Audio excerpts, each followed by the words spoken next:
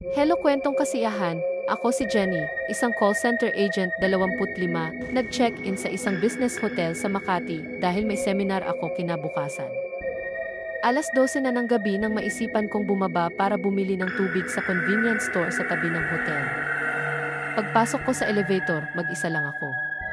Pinindot ko ang TE, pero huminto ito sa ika-3 palapag kahit wala namang tumawag. Bumukas ang pinto at may pumasok na babae. Nakatungo siya, basa ang buhok at amoy chlorine. Hindi siya tumitingin sa akin. Tahimik lang kami hanggang marating namin ang tea. Pero bago pa ako makalabas, narinig ko ang receptionist na sumigaw mula sa lobby. Ma'am, huwag po kayong sumama sa babaeng iyan. Wala po iyang kasama at walang key footage na pumasok siya sa elevator. Paglingon ko, wala na ang babae. Basa lang ang sahig ng elevator. Napatakbo ako papunta sa front desk.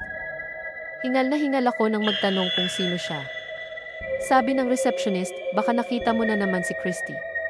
Nalunod siya sa swimming pool ng hotel noong nakaraang taon pero minsan, gusto pa rin niyang may kasabay pababa.